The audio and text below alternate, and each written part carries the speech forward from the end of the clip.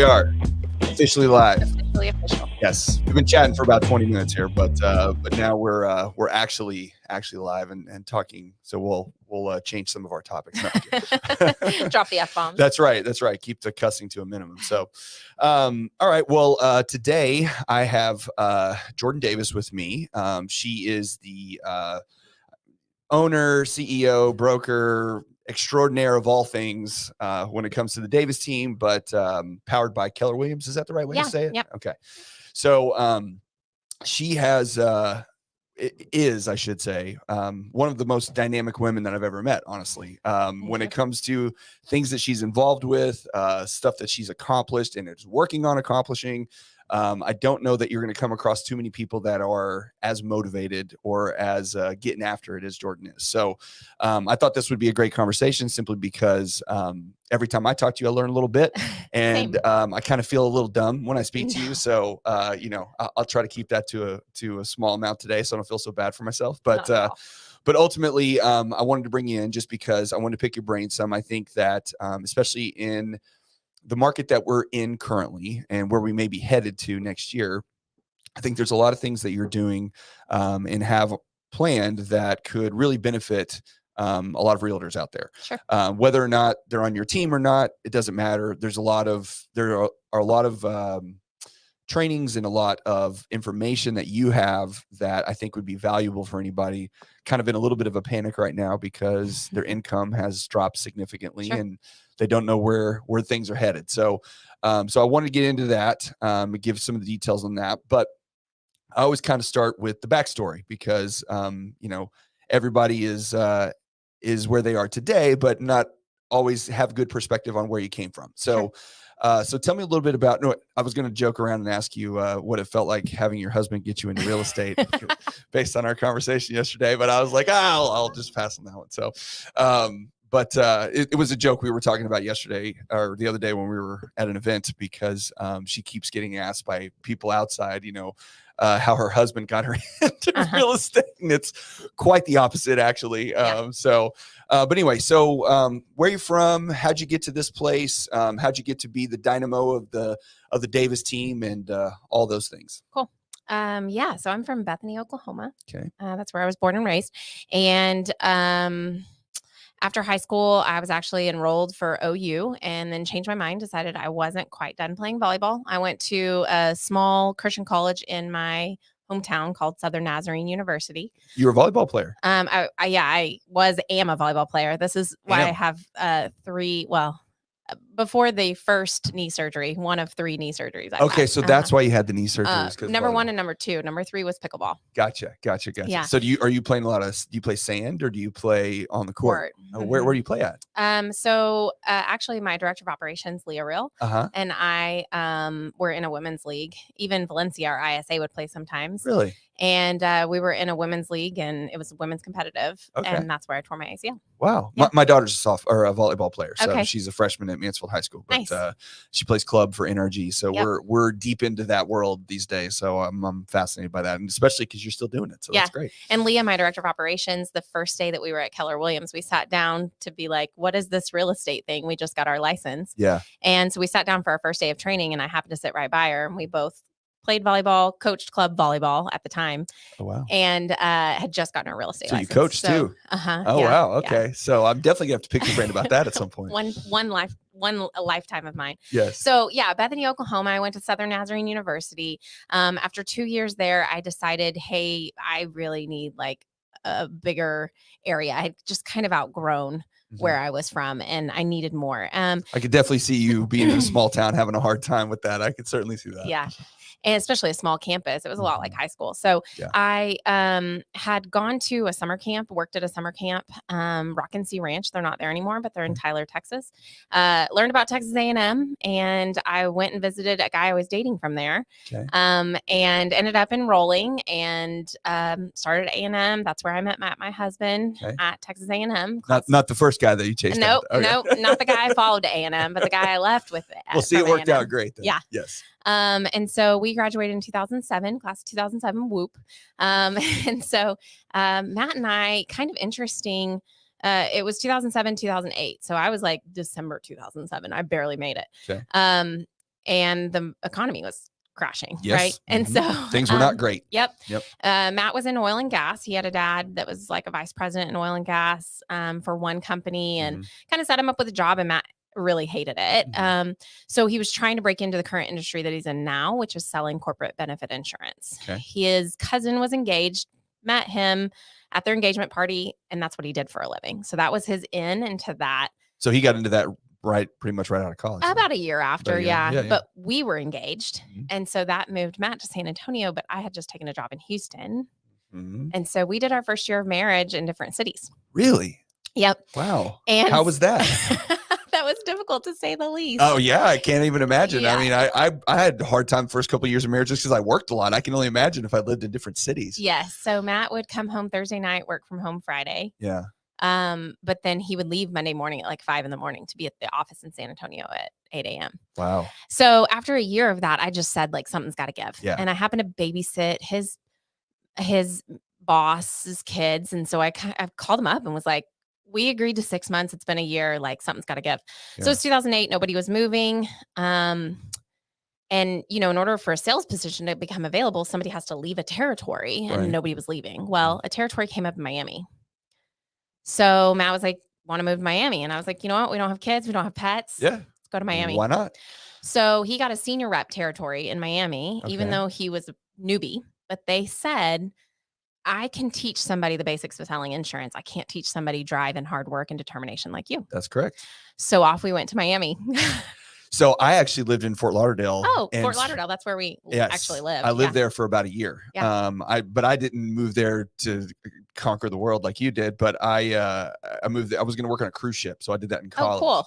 So I'm curious how your experience, what was your impression? What year was this?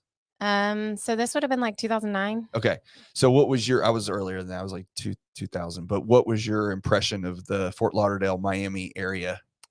So being a country boy from Texas and a Oklahoma sheltered, girl, it's a different world. We just said, let's go all in. No assumptions, no presumptions. I'm sure a lot of people made assumptions about us. Sure. Right. But we just went in and we were like, let's engage, like, let's eat the food. Let's listen to the music. Let's do whatever they do. And so I had some guys who would drink Cuban coffee every day at 2 p.m. And I would go downstairs in the facilities room from my office and go have Cuban coffee with the guys, like every day at 2. We just fully immersed and engaged and decided like, we're going to set judgment or our expectations aside. We're gonna have a blast. And we had the best time. Well, we were there 2.5, 3 years and then came back to Dallas to have my son, Aiden. I was determined to be a stay-at-home mom. So I did that for a year. I've been working on that for a while myself. It just hasn't worked out for me, honestly. I did that for a year and I was miserable. And I can't imagine you. No, there's no way. If you ever came to me and after I met you, you're like, I was a stay-at-home mom for 5 years. I'm like, bullshit. There's no way. There's no way. Yeah, it was a struggle. And so Matt was like, hey, listen, you did so much and sacrifice for my career. Now's your time. Figure out what you want to do. Take your time figuring it out. Chase some things that don't work out. Like find something you love. And so, real quick before you continue, I want you to, but I think people have an impression that when you go for something, like I'm going to go do this. Yeah. Right. And you tell everybody about it and you're like, let's take being a realtor. I'm gonna be a realtor. I'm telling my friends, my family, I'm taking the test and doing all this stuff. And then something doesn't work out, right? For whatever reason. And there's a million different reasons why. People tend to, almost pull back and say, well, I failed. So I obviously can't do anything or I can't keep going. And I don't think enough people understand that failure is very much a part of the steps to get where you're trying to get, and falling down on your face and going through experiences, whatever they may be, is actually progress. It's not setting you back. It's just something that you've learned and that you've, an event or an experience that you had that you learned from and then you continued. Sure. And so just the fact that, he said to you, hey, go try some stuff and fail at it and let's see where you land. I think that's awesome. Yeah. And I think if you look up most people that you would consider successful, you could look up their bankruptcies. You could look up, their failures, their failed businesses, and you don't know until you try. And, I love the quote, a bird doesn't worry about if the branch beneath it breaks because it relies on its own wings. Yes, that's awesome. And so it's like, even if, let's say, the market went to crap, right? Mm-hmm. And I had to rebuild a team. Right. Would I build it faster? Sure. Would I build it smarter? Yes. Because I've done it before. You did it before, yeah. So just knowing, like, even in failure, we learn. You never lose if you learn. Well, I love. I've started to appreciate Kobe Bryant a lot more since what happened to him, but whatever. But I was never a big fan of him as a basketball player because I was a Mavs fan, playoffs and all that stuff. But after he passed away, like you see stuff on social media, TikTok, little quotes and stuff. And I see him talk all the time. Brilliant guy. And one of the things that I saw him say one time was somebody asked him, he's like, how do you deal with failure? And he kind of got mad about it. He's like, what does that even mean? Like, what is failure?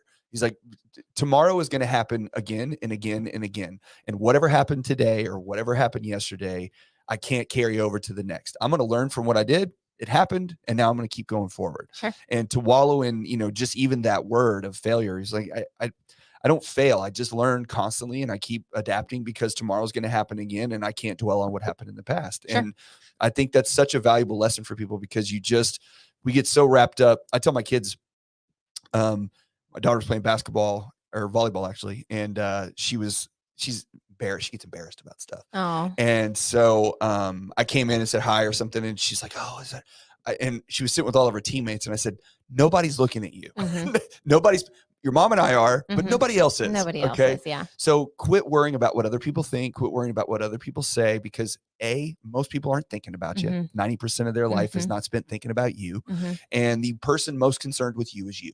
So just do your best all you can." My real estate coach said that to me one time. And he said, what if I told you that if you went into your brokerage, I mean, you're the number one agent in your brokerage, and everybody's going, "Oh, I wonder what she thinks about me. I wonder if that email I sent her, that offer I made that didn't end up falling through, I wonder if that's why she doesn't talk to me." And I'm like, I go, "That's the dumbest thing I've ever heard in my life." But it happens. And he goes, "But here you are sitting here making decisions based on what other people think about you." Right. And when you think about other people doing that for you, because you see yourself as a human being, you think that's the dumbest thing you've ever heard in your life. That's right. And I was like, yeah.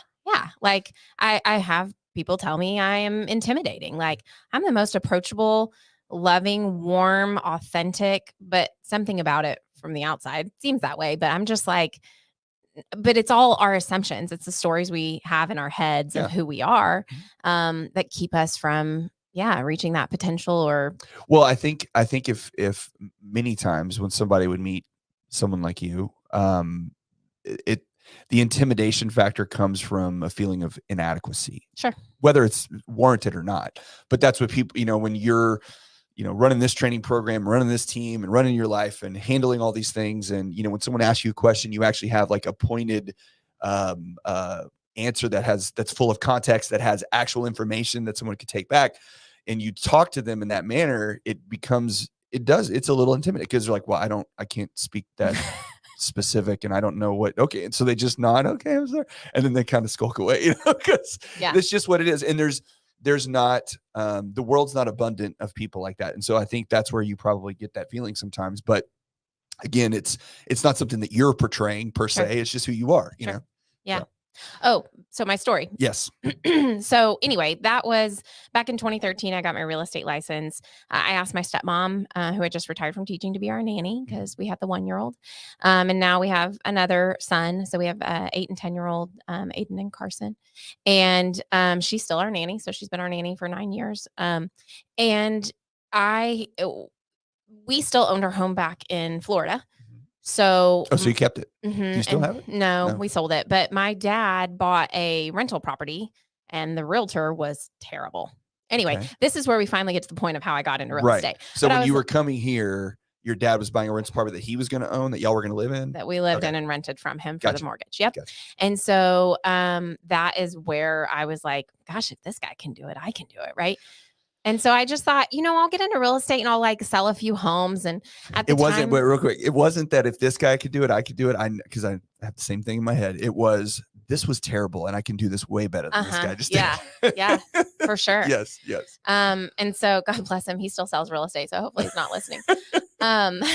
But I thought, I'll just sell. Okay. So we were paying our nanny $1,000 a month because she wanted the difference in her retirement, right, to be made up. And so she kept Aiden for the difference in her retirement. And I thought, well, if I could sell 4 houses this year, I could pay the nanny. Yeah. Great. Perfect. Yeah. So I sold 17, and that was in 2013. Yeah.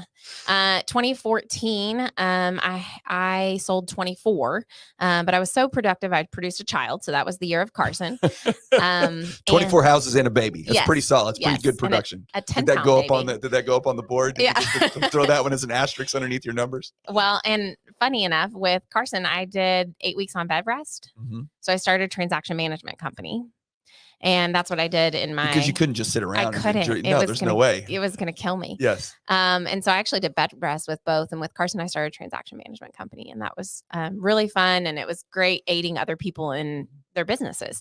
And so I really enjoyed that. And then I went to a family reunion, a Keller Williams event called Family Reunion. And now, did you start with Keller Williams when you got it? Okay. Yeah, I've been with Keller Williams ever since. And our recruiter, Bart Cook, he is my sponsor in Keller Williams. So he's the one that got you in. He connected us with a guy named Matt Strange, and my husband, Matt Davis, played football together. Okay. We took them to the lake one day. I told him I was getting into real estate. He said, you need to meet my friend Bart Cook. And it was the most money Bart ever made in a phone call, I'm sure.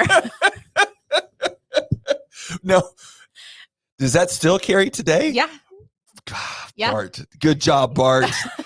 Built a career. It was really Matt. You found the diamond. You found it. It was really Matt Strange. He owes him a commission on his commission. So. Yeah, he picked up a lottery ticket on the street. Good job, buddy. Yeah. And so that's what led to getting in real estate. And so we sold 24 homes. I sold 45, then 90, 135, 180.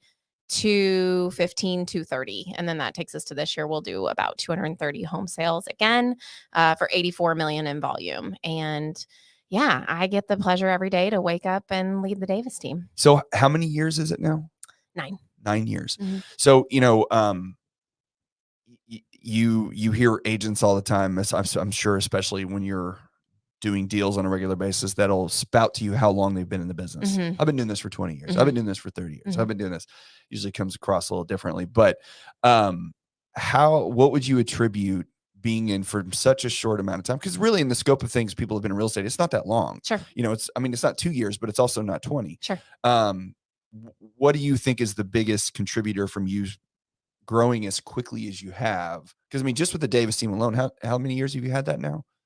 Like your actual team for about 5 or 6 years. Yeah. So 4 years of selling on your own and then 5 years of starting your team. That's a very quick escalating event that occurs, So what is the main contributing factor for you to get from starting out to where you are today? What do you think's driven you the most? I think always having mentors, whether it's paid mentors through a coach or it's like within our brokerage, some of my mentors were Kim Grogan, Don Lawyer, Corey Lehman, Bart was one of my mentors. A friend, Jesse Howard, was a mentor of mine. And I remember just wishing I could cap, and capping then was like 12 homes. Right. And so I just saw what they did and emulated that. And that was before I had like an actual coach.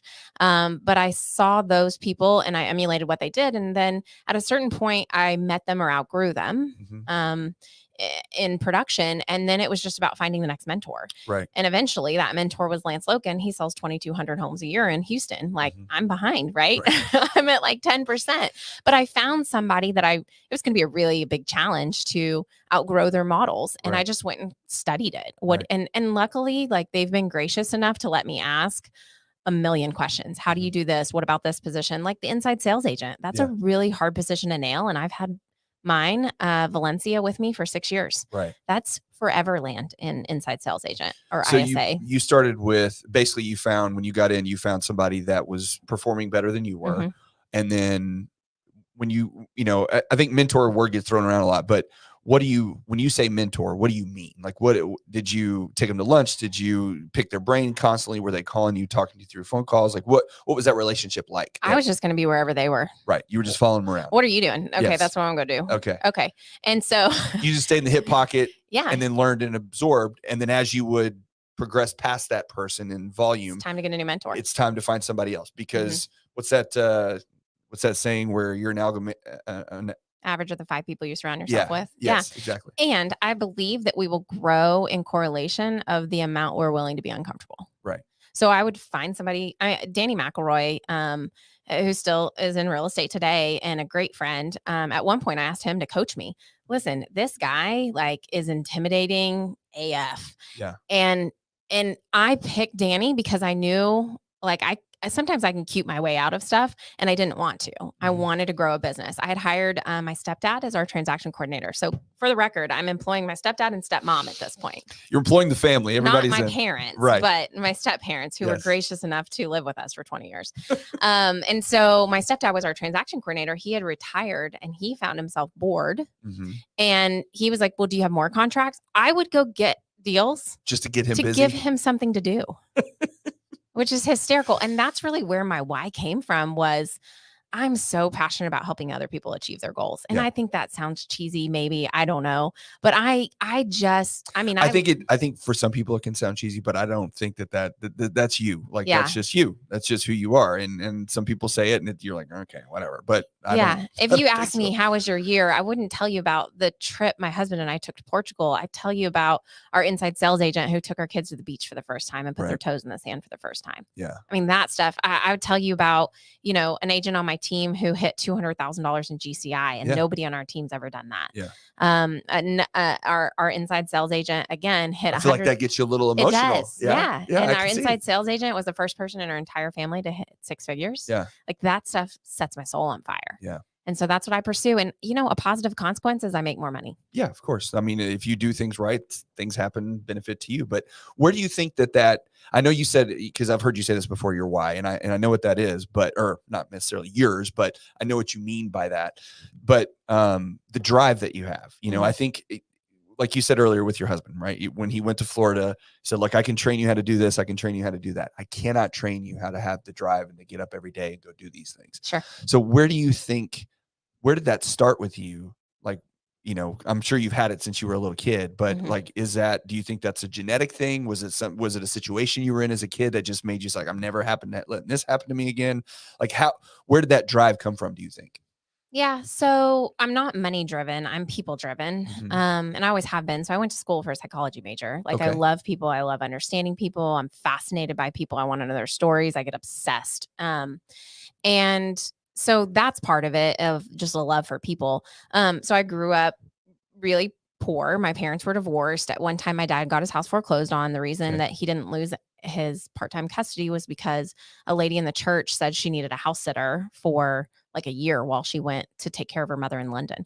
And so we got to move into her house for a year. And that was having a home was terms of his custody agreement. So surely by the grace of God, we had that opportunity, moved in there. My dad didn't lose his every other weekend custody.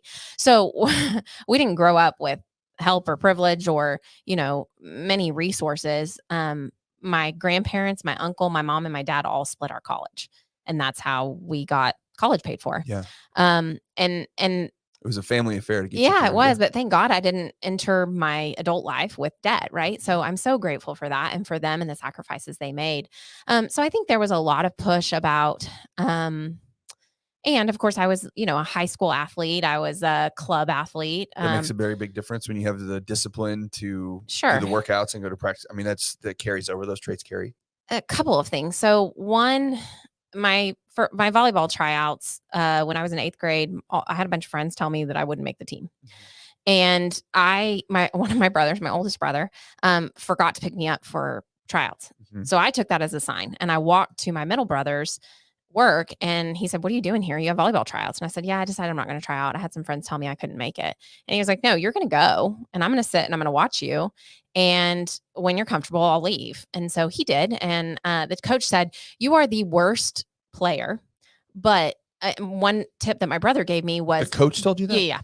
He said, wow. My brother told me, don't let him see you walk. I don't care if it's a water break. You run to your water. Right. Okay. Yep. So everywhere you go, you hustle. And I was like, okay. So I did that.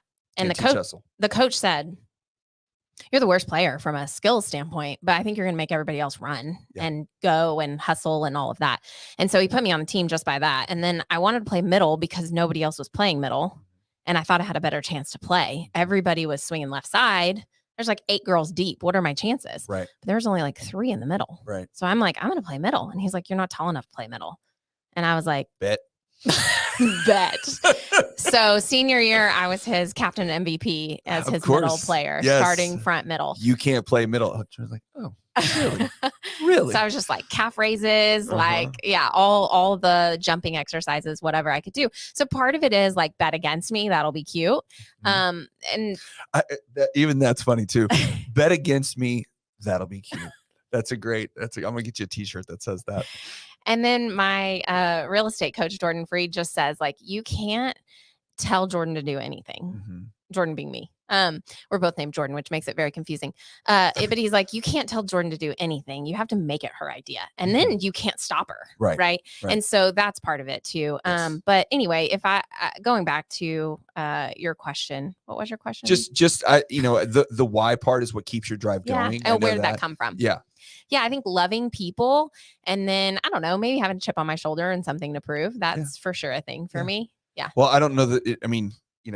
I don't know that you come across too many people that have great success in anything they do without a little bit of a chip on their shoulder. Sure. I mean, anybody if you watch The Last Dance with Michael Jordan and saw what he was like, if you've seen interviews with Tom Brady and see what he's like, Kobe, all those guys, like you have to have, it's almost like, Jordan used to make up reasons to be mad so he could have that motivation to create, to get out there and go get it, because it's like, you're challenging me. Somebody said, no, I didn't even say anything. Like, no, yeah, you did. And then you go out there and score 50 points on them, and that's just kind of, everybody has to find their, whatever it is that drives them on the inside. And then once they get a hold of it, and especially when you understand what it is, which you do, then you almost can like artificially create it sometimes, because if you don't have that there, you feel like empty a little bit. Like I need that push. I need something to get me out there going and moving every day. Because otherwise, I'll just get stagnant and go crazy. Right. And that's what I love about, like, I can tell you a number of instances on our team of somebody who came into the business. It took a year or two for them to get on their feet, learn real estate, learn their job, start getting a pipeline going. And then like life just kind of hit, you know? And that's one of my favorite things, is just to be there and mentor and listen and understand and follow up with them. Even kind of counsel them, even through things I haven't been through. Ask really great questions, coach them. Here's the other thing. I don't care what you're going through. Having no money doesn't make it easier. No. What I was going to ask you too, since you brought it up. So, obviously you have your team and you've been running it for a while, but a lot of agents that come into the business, they start out by themselves and they'll go to a brokerage and maybe they get training from somebody. Maybe they have a mentor, but they're really alone a lot of times on their own. And the problem is that the team concept can scare them away, because they look at the money and they say, oh, well, I'm going to have to pay this much and I'm not going to get this much on what I do. And so they tend to shy away from it sometimes. But I also hear brokers all the time talking about, you need to be on a team, you need to be on a team. So what is it about being on a team that has such benefits, especially either a new agent or existing, or, one with experience? Like what benefits does it really bring to somebody? There's an old proverb that says like, a single stick is weak, but a bundle of sticks is not easily broken. And I really believe that. I mean, going into the shift, going into, let's say, COVID or coming out of COVID, our team grew tremendously and did better than any team. Like, we track everybody that we're within, reason of, and we've outperformed everybody else. And I think a part of that is the momentum of staying with the team, the conversation, the accountability. And, sometimes it's not comfortable to constantly go in and have production conversations, but it's very uncomfortable. I've found that people will do more. Couple things. So we can talk about that. That's just from the morale, the learning, the understanding, the conversations that we're having. If you're not in our office every day, having those about interest rates and what, if you hear, hey, this agent over here, and she got this deal from this builder, like, if you're not hearing that, you don't know you can go offer that to your client. Right. So there's information that you're just getting that you can take into the war zone with you, right? Just by being around that. If you're sitting at home by yourself, you're not getting that information. So are you really servicing your client? Right. But also it just pushes you to get more contracts. It's accountability. Sure. And get more contracts. So, I can go through, hey, we have leads, we have leverage, et cetera. First of all, we have the best damn leverage in Dallas-Fort Worth. I have incredible people, and they're incredible at what they do, and our systems are incredible. And I would put them against anyone. It's funny that you use the word leverage, because that's I think that's a newer thing that I've heard recently about how people describe resources, because usually when you think of leverage, you're thinking of money, you're thinking of, you know, leveraging an asset or something, but really resources and people is leverage, right? Yeah. So our client relationship management software is leverage.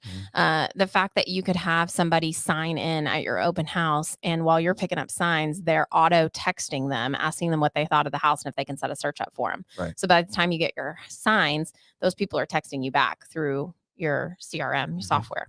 Then you've got people, you know, and we have longevity with people. So, you know, as an agent who just wants to sell, you got into real estate because you love to sell. And then you find out, oh, I got to deal with paperwork, and I got to turn this in and that in and compliance. And there's a whole team that makes sure that you get all that done. Right. And so they kind of protect you from yourself and from getting sued by ensuring that you do that. So there's that. And it's fantastic. And the fact that, you know, when you're a newer agent and you start to have some success and then you hire an assistant, now you're responsible of training that assistant, hiring that assistant, firing that assistant, you know, making sure they have processes and all that. You got to invent all that. You're running your own little mini business. Yes, you are. And you were like, I kind of like showing houses. Right. And now you're HR. Right.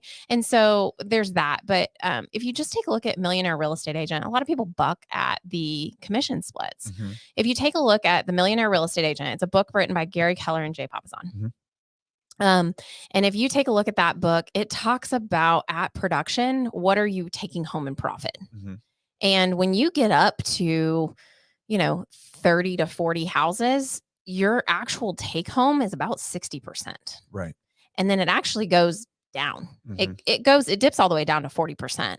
So I have an agent on my team that will do like 45 transactions this year. And she gets 50%. Right. And so she will clear over $200,000. Right. She has the best listing coordinator, buyer coordinator, director of operations, inside sales agent to set appointments for her, a recruiter in case she wants like a showing assistant of her own. We have a recruiter that will recruit somebody for her and give that to her. And then she has coaching with me. And most people, when you actually look at their P&L, see, here's the problem. Realtors don't really understand their numbers. But if they did get their numbers from an accountant and a P&L, and they looked at a P&L, what their actual take home would be after all their expenses. Yeah, it'd be about 40%. Yep. And so technically, but all they see is that one check, that one paycheck. There's like, well, the check says less. Technically, on a team, you get a raise and you get more opportunity. You get more open houses because we have more listings. You get first dibs at those.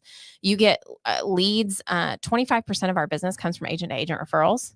So it's like Christmas. Agents show up at our office and I just give them a deal. Yeah, you told me that the other night, where you spend a lot of time outside the area, traveling and going to different conferences, teaching and training, and then you meet brokers and other agents. And then when someone moves to this area, they're calling you and you're throwing those leads out there. And my team gets to take advantage of those. And so, I mean, not only are you getting business handed to you, and, you know, I consider that I'm responsible for 50% of your business and you're responsible for 50%. So I'm actually going to double your business when you join our team. Well, I think I heard too, you had said that, you know, everybody has their database in their sphere and whatnot, but I think you actually have people working on their current sphere. And if they're, you know, keeping in touch with them, and the moment that person comes back in and is ready to go, they're like, okay, here they're ready to go again. So that, like, they take that person that you've already worked with or that you already knew, but they're staying in contact to make sure that at any point when they're ready to make a sell or a buy move, that person then goes, okay, good. You're back on it, agent. Go get them. Oh, you're talking about our inside sales agent. Yes. So one of the things we do is when you work an open house, you're allowed to keep one person that you felt like you really connected with. You've got to put them in the CRM and we audit for that. Otherwise, you send them to the inside sales agent. The ISA is going to nurture that lead for however long it takes. Let's say it takes 2 years. And let's say Brenda did that open house, but never even talked to that person. She just signed them in and Valencia converts them. It goes back to Brenda. Wow. And it's a 10% off the top. So it cost Brenda 5% and she didn't follow up with that person for 2 years. Anything. All she had to do is be in a spot where somebody wrote their name down on a piece of paper or scanned in there. And it's happened. Wow. Yeah. Oh yeah. I'm sure it happens all the time. Well, that's, you know, whenever I deal with new agents too, and we talk about different ways to continue to grow your business and whatnot. I always tell people, like, look, you can't, you know, when we get referrals or anything that come through, so-and-so called, you know, we followed up with them. Well, they haven't followed up in 2 weeks, so they're obviously not interested. And I'm like, it's not necessarily the case. They may have reached out to you in a moment of you know, spontaneity to say, hey, I want to go look at this house. And then They wanted to schedule it. They set it up. They went and looked. They came home, and then their daughter got home from school and broke her arm. Mm-hmm. And now life has happened, and now I got to take her to the doctor. And now all of a sudden, that little fleeting moment of thought is out of your head. It didn't mean that it wasn't what they wanted to do. It didn't mean that they weren't intending to do something. It just meant that other things occurred that took that idea and put it to the back of their mind. Like, I get Old Navy emails every day. Right. Every single day. And then summer comes and I need some new summer outfits and I open the email. Yeah. I don't need it. Otherwise, I just delete it. Otherwise, you're just deleting. Yeah. If Old Navy thought like realtors, they'd be like, oh, this lady's never coming back here. She must hate me. Right. Like, but that's not the truth. Yes. It's our job to follow up. And, you know, in our system, you are either going to tell us to stop, you're going to set an appointment, or you're going to die. One of three ways out of our follow-up process. Yeah, I mean, if we treated it like Old Navy, it's just like, oh, now's not a good time, we'll try again tomorrow. Oh, now it's not a good time, we'll try again tomorrow. But we feel like we're bugging people, and I think it's the mindset of you're not bugging people, you're helping them, especially when you have a real value proposition and you know what you're talking about and doing. Well, if you are bugging them, they'll let you know, right? They'll tell you to stop, leave me alone, or other choice words. Yeah. Okay, yeah. Sometimes you get the other ones too, but like you said, I think that agents miss the idea that even just having a CRM, right? Really simple thing. It's a very, very basic thing. You take a database of contacts that you have, emails, phone numbers, you know, addresses if you got them, put them in there and let that thing work for you. And they're like, oh, it sends out the birthday thing and it sends out the market snapshot. Nobody reads that. Okay, that doesn't matter. The fact is, your name's coming in front of them. Your name is coming in front of them every single time they go to swipe to delete that email. It's there. Now, you can, of course, go and unsubscribe. You can tell them to stop doing it or whatever. But if that motion or that time comes back around where they are ready to buy or sell and they've seen your name literally 100 times, you're probably going to be one of the people they think about calling when that happens. Absolutely. So, so tell me about place. Okay. I still don't, I get it, but I don't fully get it. Okay. So I need to understand. I know it's kind of like helps manage your business. It's kind of like a business platform for agents, more or less, but I know it's shaped a big part of what you guys have done. So tell me a little bit about that. Yeah. So, at one point we were offering, so it's important to know that after a certain amount of time, probably about 90 units, we were successful enough and bringing people into our world enough, but we had no systems and, so you were just kind of flying by the seat of your ass, basically. There was. I'm so glad you said ass. We were a shit show. Yes. No. Please cuss away. It's fine. We're fine. There's no children watching this. And so I was like, we need systems so bad. So Matt, who loves corporate benefit insurance, took a break from that, came into our business for a couple of years and helped build out. This is when he got you into real estate. This is when he got me into real estate. The other story was we fell in love handling objections. Right. Yeah. Yeah. So I've heard a couple just this week. But no, I mean, so Matt came into the business, got his license, and just hated real estate. The fact that you could not buy a house because they wouldn't negotiate a refrigerator like blew his mind because he was business to business sales. And it's people's tough. Yeah, this is business to consumer. And Matt's like, you've got to be kidding me. He also is like, so who picks up the dinner? And I was like, no, babe, there's no company card. It's all on us. And so, yeah, he came in and set up some incredible systems. And that's when we hired Leah, who I met my first day of real estate school. I had been asking her to get into business with me for 2 or 3 years. Cause she went to work for a plumbing company and was still selling real estate part-time.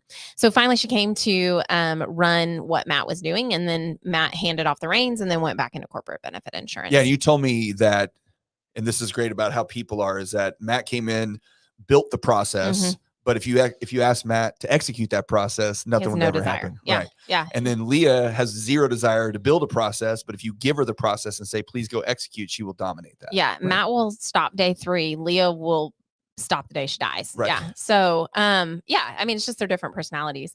But what we were getting to was place. So when Matt got out of the business, we were providing health insurance for our, employees and all of that, but there was just a lot to manage in the business. Also I had 2 agents on my team that were selling 20 to 30 homes and they were starting to wonder, like, should I have my own team? I don't really want Jordan's job. Right. Cause I get all the problems. But maybe I should have my own team. What's next for me? And so I found them looking for what are the next steps. And I realized that I'm always going to be their ceiling. Right. And so I'm just a small town girl from Oklahoma, right? Like talk about having that as your ceiling. Like, I don't know that I'm a big thinker, and I'm not going to go grow a title company. I don't believe in becoming a lender. Like, that's not what I'm great at. What I'm really great at is selling houses, getting the most money for my sellers, getting the best deal for my buyers, finding amazing, diamonds in the rough for my investors. Like, that's what I love. And that's what I'm passionate about. I didn't want to do the rest, but I could partner with somebody who would. So Place provides a platform for real estate teams, and they are top. You have to sell 100 homes to partner with Place. Oh, wow. So here's the other thing about becoming top in your market is you find that the level of people to have a conversation with, everybody's taking from you. Yeah. It's like a networking meeting, right? Yes. It's like going to where everybody's trying to sell everybody something else. Right. Yeah. So we hit Gary Keller's top 200, which is amazing. And it was always a goal of mine. But at the same time, in any other room that I was in, everybody was, they wanted your ideas. They wanted to know how to handle the market. They wanted to know what value proposition to offer sellers. And so there wasn't a whole lot pouring into us and our team. Right. And so I sought out Ben, flew to Bellingham, Washington, which, by the way, is a college town. Ben went there for college, and he heard you had to graduate to leave, and he never graduated. So he is running this massive company that's in partnership with Goldman Sachs out of Bellingham, Washington. And so, yeah. So you found him? Yeah. I mean, he was a top agent for Keller Williams. He had done expansion, which is what Keller Williams calls it.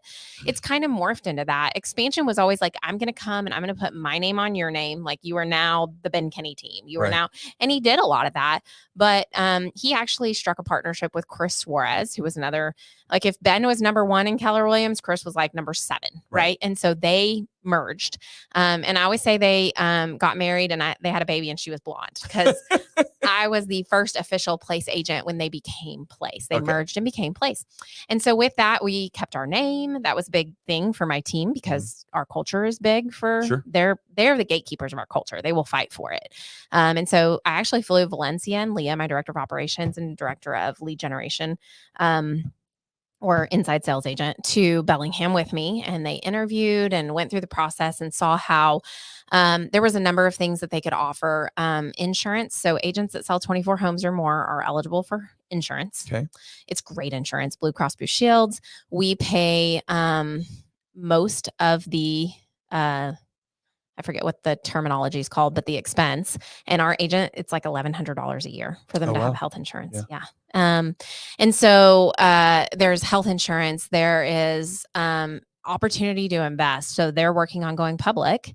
They got a investment from Goldman Sachs. So we're in partnership with them for $1 billion valuation. And so Goldman Sachs bought, I think, 10% of Place. Yeah. So Ben still is the major equity share, but there's an opportunity for us as agents to get in that stock. And my understanding is when you go public, that 4X's, 8X's, 16X's, whatever. And so it's a huge opportunity. Yeah. And our agents could invest in that. So they could have stock. They could, Ben also has his own coaching program through Forward Coaching. And I helped Valencia, our inside sales agent, develop a national coaching program. She now coaches like 100 agents a year on how to convert leads. So she does it full time. She's done it for 6 years. She teaches a program called Converted. It's a group coaching program. It's like $600 for 12 weeks. It's really inexpensive, $50 a month or $50 a week or something like that. It's a really inexpensive program to learn how to convert leads better. Right. And whether that's open houses in person or whatever, but it gave her a platform she had a financial goal she wanted to meet, and we were having a hard time hitting it here locally with her salary and what she could make off of converting leads. Right. So you can't add more hours to the day. No. So other than maybe adding more ISAs, doing more business, growing bigger, getting, monster, I didn't know what to do to help her. And so national coaching platform was great. And so in this platform, our agents, once they hit 48 sales per year, they can coach 4 agents a month. So with Place, that kind of opened up Valencia to create her own platform for coaching, essentially. And any agent on our team. That's great. They could become a coach and one-on-one coach. You make $400 a month. If you have 4 clients, it's an extra $1,600 a month. Doesn't suck. It's pretty solid. Right. And what's 4 hours a month, right? Yeah. Or I'm sorry, 4 hours a week. And so it's a great, other way to get ancillary income. They could also invest, like when Ben rolls out title and things like that. And so Place just was this platform that basically, for me, I saw Keller Williams developing within Keller Williams. But when Keller Williams developed out, 20 years ago, like most of this stuff was already spoken for. Right. For example, you can't own a franchise of Keller Williams in Dallas Fort Worth. Right. It's not happening. It's already dominated. Yes. And so I saw an opportunity of something being developed early on that I could get in on, and it could be an incredible growth opportunity. And it has been. So since you couldn't get a franchise, it was another avenue for you to get to where you were going. And a lot of people think, oh, why would you ever, give 50% of your income? That's not how it works. So what happens is that basically Ben and I have a joint venture. I say Ben, it's Ben, Chris, Place, all the Place family, right? So there's a joint venture, and our LLC is called BKT Belay. I named it after rock climbing because you can go higher together. And I used to rock climb in another life. And I didn't hurt a knee there, so I don't. What did you not do, Jordan? That's what you really need to do. Ballet. My grandmother told me once, big girls like us don't do ballet. So I've never done ballet. But so BKT Belay. So Ben and I, or Place and I, have a joint venture, BKT Belay, that is white labeled the Davis team. Okay. So basically all income comes into that. 50% goes out to the agents, including myself. If I sell a home, I get paid 50%. Yeah. I'm on the same split as our agents. Yeah. Cool. Then all the money comes in, we pay expenses, and expenses run about 30%. So if you take 50% off the table, then 30% for expenses, what you're left with is about 20%. Okay. That gets split in half. Half goes back to Place, half goes home to me. Right.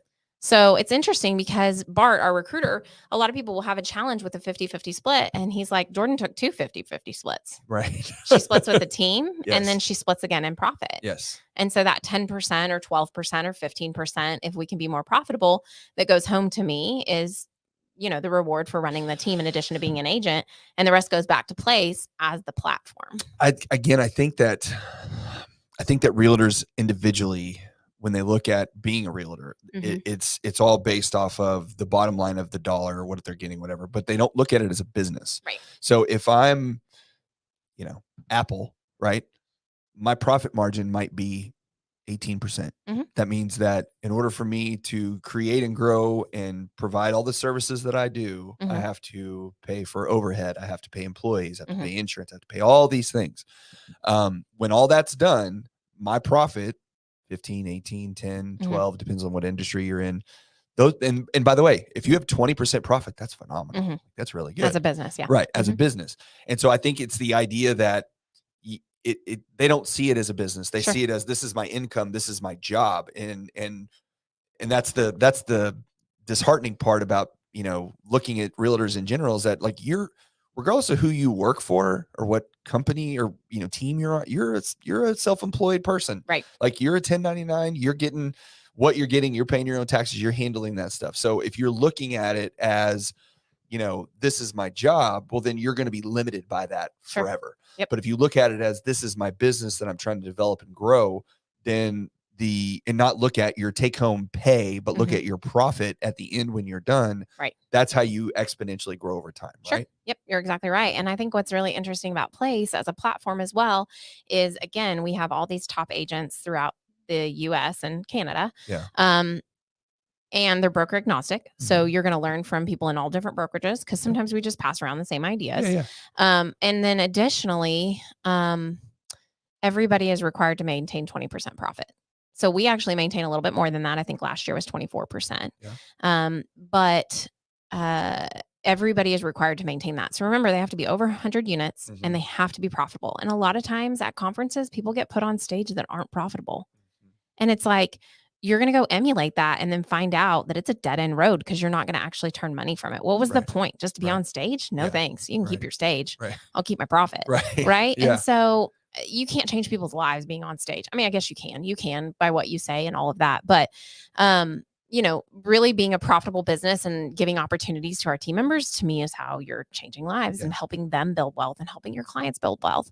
And so I love that I am a part of a network. I almost see them as like siblings of top agents in their market who are required to hit that profitability level, because you don't get the bullshit. Right.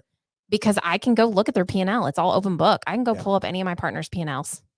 Yeah. You're not this big top line number. You're like, oh, that's great. But then they spent all of this Exactly. to get there. You don't realize they're spending $50,000 a month in leads, or they're doing whatever they're doing. And so they're only taking home that much. Well, then it's not as impressive, because when you look at your, K1, W2, whatever it is that you get at the end of the year, like that's the number that matters. Because you know what my budget is for leads? Right. $500 a month. Right. I run a $2 million company. Yes. And I spend $500 a month on leads. So things are changing, we're in the middle of it. Things have changed a lot just in the last 12 months. Does it feel like an earthquake? It's different, but I've said since it happened, I'm like, we're being normal. This market that we've been in for the last really 10 years has been not normal. Yep. You can't hold our rates artificially low for that long a period of time and drive home prices up the way they have and expect things not to shift over. And I do think it's better because, the last 2 years, the sellers have had so much control over the transaction, and buyers have been really kind of, taken out to the woodshed essentially. And I do think that's starting to shift. So I think it's a good thing. And I also think that, whether it be lenders or agents or title companies or whatever, there's been a mass influx of people into our industry. And anytime you have a large amount of people that flow into a particular industry, then you deal with, you have people the who less don't know what they're talking about. Yeah, those are a little less professional than others, let's say, right? So I think there has been and will continue to be a bit of a culling of people to get out because they can't afford to pay their bills. So I think all of these are good things. It's kind of like, when you have the forest and you have a forest fire and it burns it all down. Well, that's so stuff can grow, when it's done. But if as an agent going into this market or being in this market right now, how important is, I know you guys are running business planning and you're having seminars to prepare agents for what kind of business they need to run going forward. So tell me a little bit about what you guys are offering as far as the business planning side of things go. And then also, what are some key elements if you were to pick out 1 or 2 or 3 things that an agent really needs to focus on over the next 12 months to continue to grow? What would those be? Sure. Yeah, so we've prepared our team, and that's been coming really since like July, because Goldman Sachs and Place and Ben have been preparing us, right? And so we got prepared very early for what was coming and started doubling down on lead generation. And it just became about increasing activity. And I don't even care what you have pending because it's coming, right? It was like winter is coming in Game of Thrones. And so we started doubling down very early, and now we realize, hey, guess what, guys? We can't do business. We can't do all of Dallas-Fort Worth's business, right? Even if it drops to a third of what was happening, we can't be both sides of it. So we've got to educate the other real estate agents in the industry of what's going on and what they should be expecting and what are the activities they should be doing. So that's why we've started offering courses in our masterminds in our office, just to reach out to other agents, and start helping them along the process. Because again, if I got a listing, I need you to bring a buyer. Yeah. So I need you to know what you're doing. I need you to know how to convert a lead. I need you to know how to, get them there. And so I think it's really important to level up our entire industry. And it makes the transaction that much better. Just because if everybody knows what they're doing on all sides, then everything goes much, much smoother. The client, the buyer, and the seller both have a better experience, therefore lead to future referrals for everybody else. So it's a benefit across the board. It was high tides lift all boats. That's what we want to do, is we want to get everybody on the same page. Yeah. And then also there needs to be a respect for the seasonality that is real estate. So, when you look at a professional athlete, and to be honest, with what we can get paid, it's like CEOs, executives, all of that, right?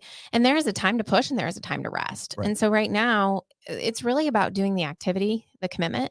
For our team, it's 50 real estate related conversations a week. Okay. They have 6 open houses a month. There's some other requirements there, trainings for them to be at. But if they hit their 50 connects and they're really having good real estate related conversations, I hope they take off and go Christmas shopping. I hope they go take a vacation. I hope they go, spend some time with their family, because when push time comes, we're pushing, So curious, what's a 50? What is a conversation? How do you measure that? Yeah. So it could be text, email, phone call, Facebook message, etc. But it has to be a real estate related conversation. And it can't just be you made a real estate post and 50 people liked it. Right. And so it's really like, what are your real estate goals in 2023? Or do you know anybody looking to buy, sell, or invest in real estate that I could help? And so if you can have 50 of those conversations, then, at that point, you just need to take some time, especially if you're an established agent, and get some rest, relaxation, get your errands done, get your Christmas shopping done, etc. But then come back the next week and let's do another 50 connects. Yeah. And so we are in a seasonality that I think people need to prepare for. Like, you're just not going to force somebody to buy a house if they're not going to buy a house. But what it feels like right now and what it used to feel like, but we didn't have this for 2 or 3 years.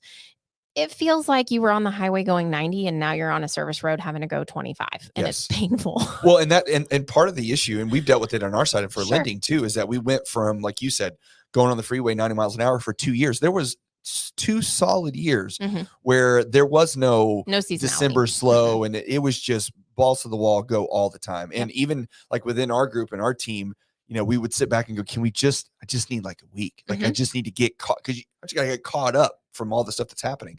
And yeah, now we're on the access road going 20 miles an hour. And that's a big adjustment from where you were, but it's not unusual. And if the goal, Mike, is to have a good career, not just a good year, then take the time and relax, knowing, we're one of the basic needs of humanity. Yeah. Food, water, shelter. Yes. Like, it's not going anywhere. Right. Right. And even if interest rates got up to 18%, like it wouldn't go anywhere. No. Right. It is one of the basic needs of mankind. Right. And as much as you can bunk up with your mom, that's going to get old. So at some point, you're going to figure out a way to afford it. We did back in the 80s. We will do it again. And so it's just really about like having that patience. And you know what? If to make a great Christmas, you need to go Uber or deliver for Amazon, go do that. Yeah. There's no shame in that. Yeah. Make it happen. But make your 50 connects a week. Yeah. Right. And if at the end of the quarter, we find that you're not hitting the goals and we're not seeing the lead measures, appointments taken, under contract, closed, right? That's the sales funnel. If we're not seeing the nurtures, the appointments, then we may need to adjust and do 100 connects. Right. But we know our numbers. I need 8 transactions for my team every month in order to pay the bills. Right. I have $32,000 in fixed expenses every month. Yes. I need 8 transactions in order to hit that. And so as long as I have my 8, sometimes I also have to turn off the news, turn off the mentors that are doom and gloom, right? And just know what it takes to hit your numbers and let the rest go, right? Yeah, it's really hard because we spend so much time on our phones and social media and everything that and everybody's trying to get eyeballs and clicks, that a lot of times those posts and those people are talking about the doom and gloom just to get you to tune in. And if you put yourself in that world on a constant basis and see that regularly, you're going to wake up every day thinking that the world's going to end. Right. As opposed to just living within, your lane, staying where you are and doing what you can. You also need to understand that that's what your client's being told. Right. So I always tell my team, it's like church. It's like Sunday school when we were kids, and they would talk to us about, okay, it's great to come to Sunday school and learn about Jesus and put him in your heart, but don't leave him there. Like you got to take him out and like share him with the world. Right. Yeah. And so I tell them, I tell my team, when you get this education and you learn that interest rates are actually down. Yes. FHA is in the 5s. You've got to go share Jesus with the world. Like go tell the world what's actually going on, because the news is still going to broadcast what sells. Yeah.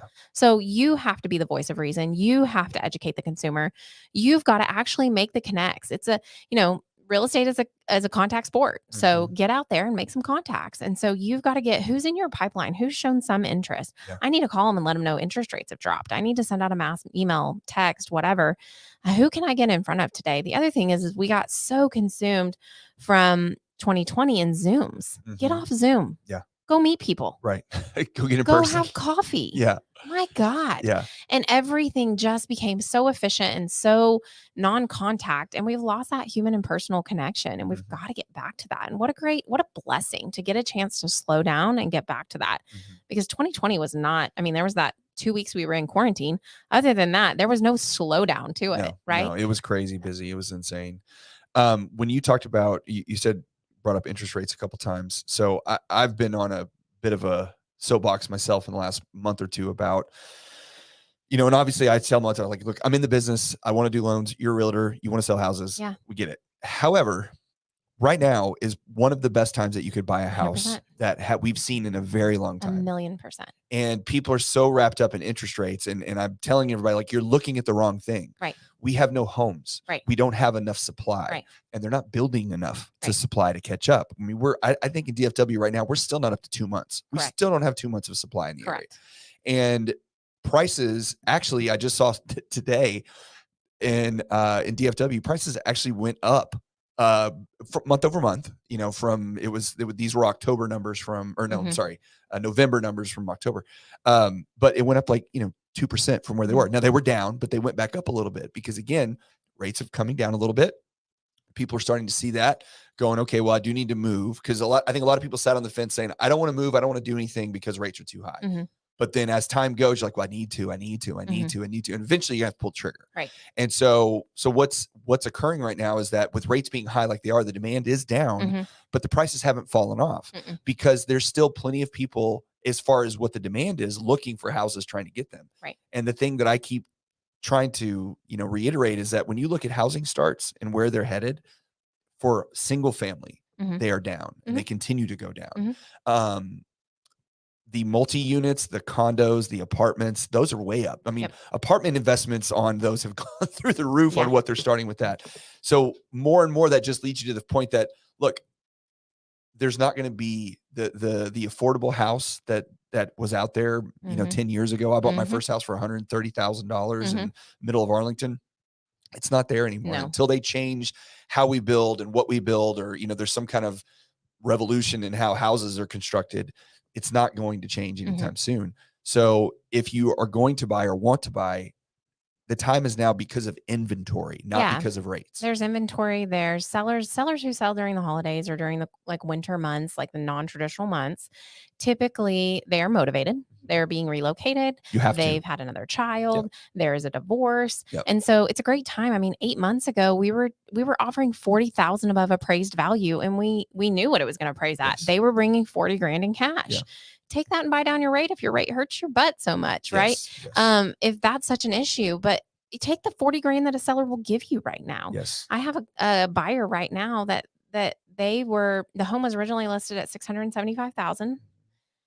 It made its way down to $618,000. We're under contract for $575,000 with $25,000 in closing costs, and it appraised at $553,000. Like, hello. So, but this home, although I think $675,000 was high from the get-go, I don't think they were off between $600,000 and $625,000, when we were originally going into contract. From where we came from, they wouldn't have been that far off at all. And we would have paid $40,000 over. Right. And so it's such a great time. And I look at what are other people doing, like the mass public? Because I want to do the opposite. The opposite. Yes. Well, that's how people who make money think. Well, that's the Warren Buffett thing where he says you buy when people are selling and you sell when people are buying. That's and then buy the houses nobody wants, because you can fix them up and build sweat equity. We just did that with a property. We bought it for $175,000. We ended up putting a roof on it, and so we're in it for like, I don't know, $185,000 or something like that. And then we totally gutted and renovated it. We're in for $265,000, and the home's worth like $310,000, $320,000. So you wouldn't have gotten that. And that's an entry level price point. Yes. Yeah. The $250,000, $225,000 home, the first time home buyer, I guess there are some floating around out there. And if you go far enough out, of the Metroplex, you can find something, but otherwise it's a unicorn. Well, and then here's the other thing. The price you secure right now, you get to stick with forever. They always say, like, marry the home, date the rate. I don't think the consumer understands what that means, but basically we all have our little quips that we like. The price you negotiate right now is going to be your price. Your interest rate's not. If it goes down, which they're saying, it might. Okay, great. Then go refinance it and go down, go with it. I'm sure your lender will, waive your closing costs if you refinance, if you'll work with them right now. Because again, we don't have a whole lot of they'll be loans. calling you. I assure you, as soon as the rates go down. And so if you can save money later, great. But what I'm telling you, save a lot of money right now. And you've also seen on Facebook, rent is 100% interest. I mean, it's true. You are, throwing away a certain amount of money. So where is the reasoning in, I don't want to buy because I'd rather rent? That doesn't make sense. And then people say, well, the recession and maybe we're going to lose our job. Oh, you're not going to pay your rent if you lose your job? Yeah, I mean, you're still going to have a rent payment, so it's not going to change anything. Because honestly, a bank, when you lose your job, is the most forgiving. Yes. Like, you can get by, if you'll call them and you'll work out a plan with them. Yes. Typically, you can also get 6 months of room if you need it. You're going to pay it back. You will on the end. Yes, but they'll still give it to you. You're telling me you're not going to find a job in 6 months, right? Your landlord will kick you out. Here's the thing. If the recession's so bad that we're going to go 6 months without a job, probably the banks are going to offer even more because they don't want to foreclose on you. They don't, we all learned from 2008. So, I don't really understand that reasoning as well, but we get it. Yeah, sure. You just have to know how to combat it. Yeah. And that's where you're saying the education part plays such a big role, just because what you were saying about coming to the office and having these conversations with other agents. And, I've say a similar thing in that, like, my wife and I have this conversation a lot, just in that, like, if you're doing real estate activities, whatever they may be, having an open house, going to the office, attending a class, getting training, whatever. If you're doing those things, your phone tends to ring for whatever reason. It just tends to ring. But if you're, we call it real estate karma. Yeah. If you're sitting in your house sulking because you haven't closed, a property in two months, or you're whatever, and, you're distracting yourself with watching some show or whatever, well, then those things don't come your direction. Yeah. Scarcity breeds scarcity and abundance breeds abundance. Right. And so I want to be around people who are talking and thinking abundantly, and you just never know. Like, we go over our upcoming listings during every single team huddle on Tuesday that our team does. And we have people put deals together from that. Yeah. And I mean, great. Like, or they'll be like, ooh, and maybe get a listing from that. Or we'll even tell them, hey, before your listing ever comes on the market, we have a room of agents that represent 200 buyers. We're going to talk to people that know what 200 buyers are looking for, even before we come on the market. I'm curious your opinion on more of a grand scale when it comes to our industry as a whole. But what are your thoughts on the recent influx of I'm not as concerned about the iBuyers necessarily as I am about, the large private equity groups buying up real estate all over the place. Do you think that is a short-term thing? Do you think that it's overblown? Do you think that it is a threat that can be an issue? Like, what are your thoughts on that? I think it's a major threat, and I think it's going to raise our home values. And I think that, when your kids and my kids get to the home buying age, they're not going to be able to, which is why my husband and I are buying homes because, we're big on building wealth through real estate. And the fact that, you're either paying somebody else's mortgage or you're paying yours. Correct. Additionally, somebody's paying, so you can get somebody else to pay your mortgage, right? And have an asset that builds wealth. And so we're determined to buy some entry-level homes that, either we can sell and, give the down payment to our kid, or they can pay us rent and we can co-sign them on the mortgage or something like that when they get the age that they can start paying the mortgage payments. Because otherwise, I don't know how to set my kids up for future financial success. I bought a home at 25 and I don't see them being able to do that unless there's some kind of assistance there. So I do see that as a threat that they see Dallas, Fort Worth, Phoenix, Atlanta. Those are the test markets for all these companies, and they are coming in and they're buying up the inventory. Yeah. I wish there was some kind of regulation on the amount of homes that investors can buy, but I think it was like 1 in 4 last year. It was 33%. 33% of the market was purchased by non-individuals. Now, there was a percentage of that there were some private, individuals, like investment, like the LLC that bought it or whatever. Sure. But the vast majority of those were large equity groups that came in, and private equity groups. And you have to understand what happens to a rental. They don't take care of the outside. They don't stuff gets chewed up, stuff gets beat up. And fences fall down, the neighbors get frustrated, they move out, it becomes more of a rental community. And the investors don't care. They're looking at it on paper in New York. They don't care. That's been my concern, and I've had this for a couple of years now, just in that, if you look at other industries, right? Cars is my favorite example. Go back to 1990. Yeah. Most people own their car. They may be making payments on it, but it was theirs. They were, after 2 years or 3 years, they were going to pay it off, be their car. I would venture to guess, and I haven't looked up the statistic recently, but I think the vast majority of people now lease their car. I believe that. They don't own it. They certainly don't own it outright. And now they're given notes 7 years. You can pay on your car for 7 years. It's way depreciated after that period of time. But like we were talking about before we came on, about having that monthly payment. Yeah. Every business on the planet wants that monthly payment. We rent our cars, we rent our media. I remember when you were a kid and you had the CD thing that you would be sticking, that big case of stuff that you were driving around. Now everybody has Spotify, everybody has Apple, and you pay a monthly fee for that. Well, if Spotify shut down tomorrow, you don't have any music. Your music's gone. And my fear is, and what I think is happening is I think they're starting to move that into housing. People are more comfortable with that. Yeah. Monthly. They're saying, can I afford this from a monthly standpoint? That's right. That's exactly right. And it's like, I get that. That's the number one question from and I understand it should be, but it's, what's the payment? It's like, okay, well, here's the payment. Here's what, but my fear and my concern for our industry as a whole is that if we don't do something to limit the amount of, large investors that can come in and purchase these homes, or we don't do something to, I'm all for subsidizing building, building homes, cities, municipalities, helping out builders to make housing more affordable, to give people that first step into it.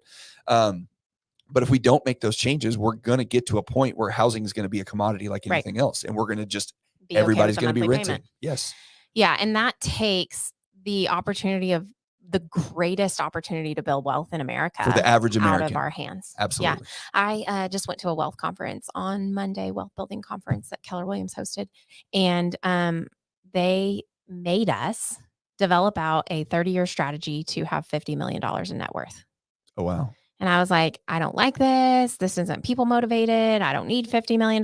This is annoying. Like all my limiting beliefs on why I shouldn't do this stupid exercise. And I was like, okay, fine. It was the admittance into the conference. You had to do it.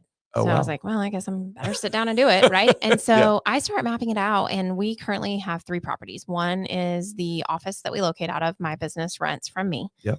And then we have 2 investment properties aside from that. And then That's our exactly what I have. Individual homes. Sweet. Yeah. And so I started looking at if we could buy 2 properties a year. And that we'd have to put down 20%, right? Yep. And they're about $300,000. So I would need about $120,000 a year to be able to do that and buy 2 properties. If I could buy 2 properties a year, they appreciate 6% every year.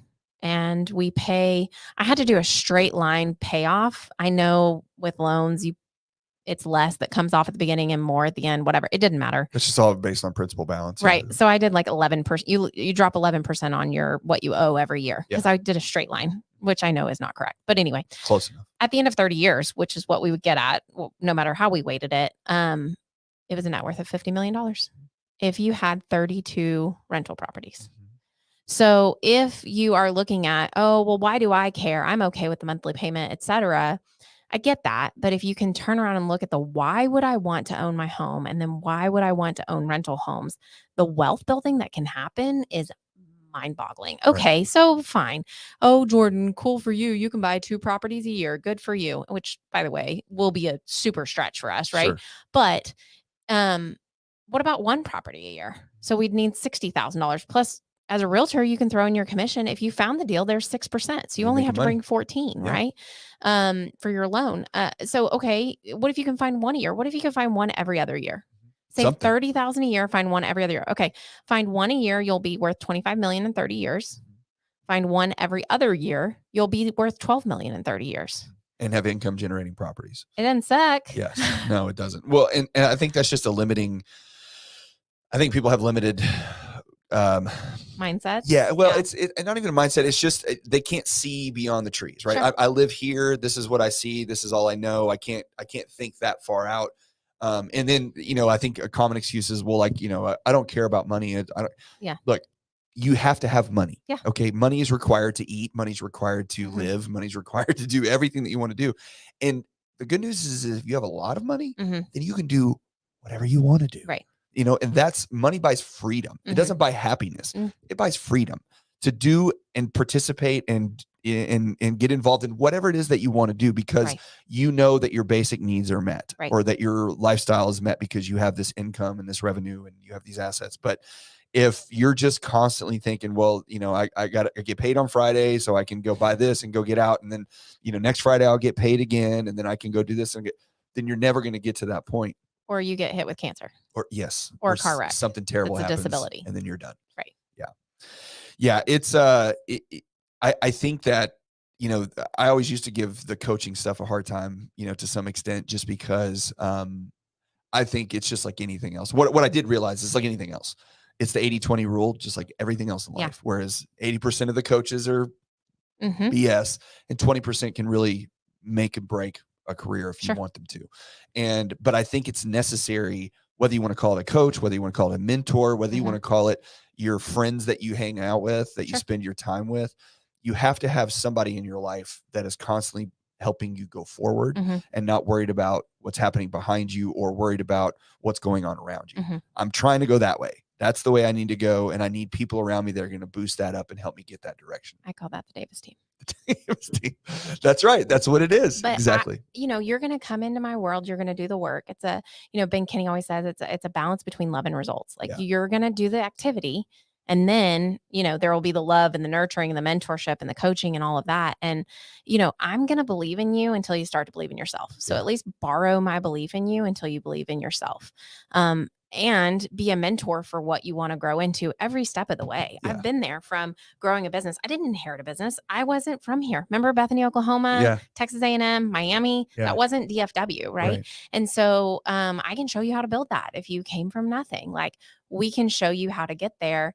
But I'm going to borrow that, and then I'm going to teach you how to wealth build. I am in love with the conversations that I get to have. I love when I get to get out of production conversations and I get to get in wealth building conversations. That's so exciting. I had 2 of those this week, and it's so exciting for me to start forecasting that future for, again, people who are the first to graduate college, the first to make 6 figures in their family, the first to own a home, and now they're going to invest. And that's like legacy. Yes. And that creates exciting.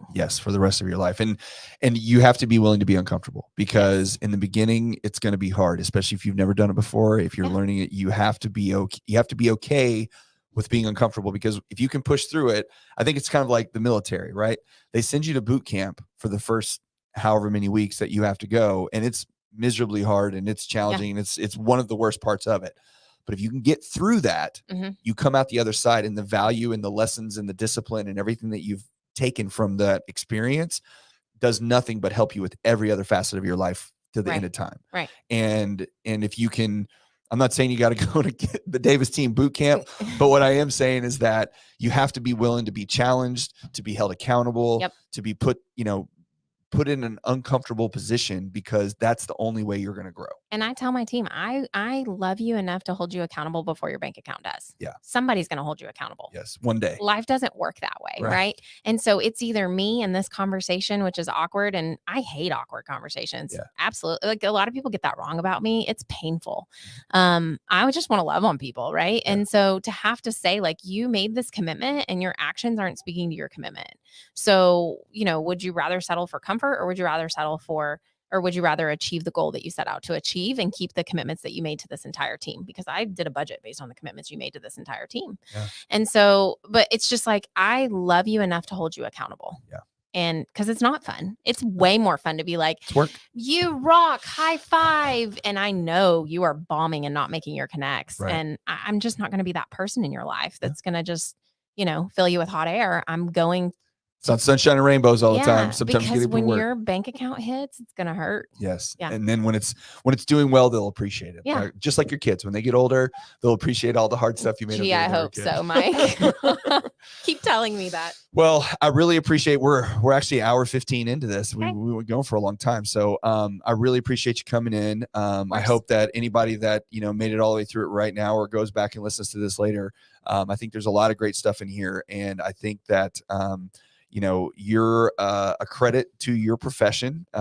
You're, no matter what you were going to do, whether it was going to be the Davis team in real estate or whether or not you were going to continue to play volleyball or whatever it was going to be, I think you were going to have success at it. So some people are just wired that way. And I think that you're one of those. So anything else you want to say before we wrap it up? Well, I appreciate you having me. And I will say, from a professional standpoint, that feeling is totally mutual. I see you doing far more, adding value to your agents, and our partnership, has been wonderful.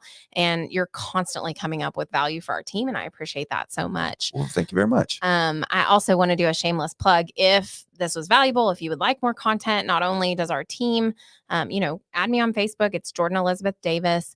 But also I have a Facebook group called Real Estate +, there's a +, Real Life. Okay. And so what we do is, during COVID, I basically saw a need for realtors to be able to get content out quickly, but we don't all have a marketing team. Right. So we would put something together for our team, post it, send it to our clients. Like, for example, during COVID, it was like, what to do for an open house. Wash your hands, wear booties, whatever we decided. We're going to spray down, etc. So we just take our logo off everything and we post it on that site. We have our open house standard operating procedures. We have all kinds of, so it's like generic content that other agents can post. Business planning that you can go and pull off of. And again, our goal is to make the industry better. Awesome. Well, I was going to put, I know you have a business planning that's coming. Is there still spots in that one for next week? Yeah. Converted. So it's not business planning. We've done that one.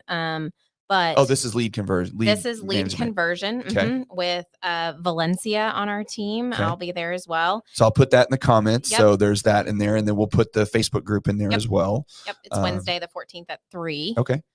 404 West Kennedale. Perfect. Yep.